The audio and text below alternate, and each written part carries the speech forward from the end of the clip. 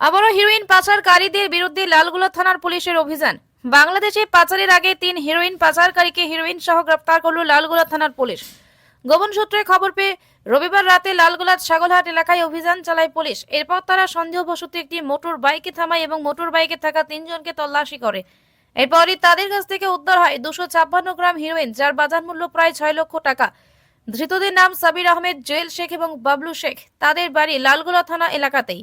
এই 3 হিরোইন পাচারকারীরা নলডাহরি থেকে আসছিল এবং এই হিরোইন বাংলাদেশি পাচারের পরিকল্পনা করা হয়েছিল বলে জানা গেছে। আজ রবিবার দুপুর 1টা নাগাদ ধৃতদের লালগোলা থানা থেকে বহরমপুরের এনডিপিএস আদালতে পাঠানো হয়।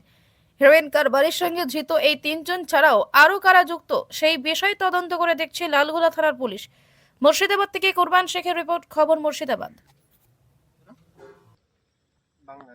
বাংলাদেশে বাজার করবে বলে বাংলাদেশ কিভাবে দেবে বাংলাদেশে তোমার এই তো নাম রে বাবলু শেখ তিনজন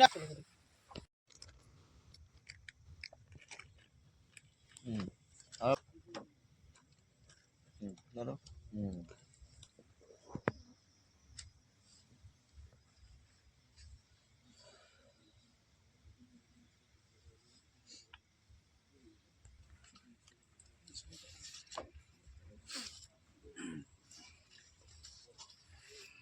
খাইরুল আবার দাও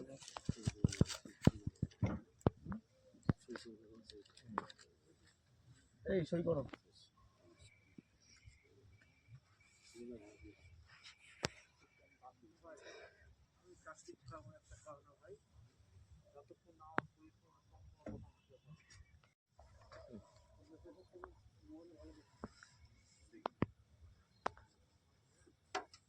এই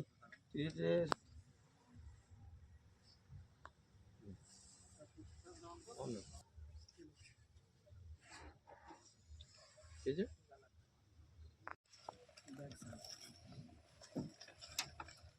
সবাই মোবাইল পাইলাম না স্যার না না এটা লাইন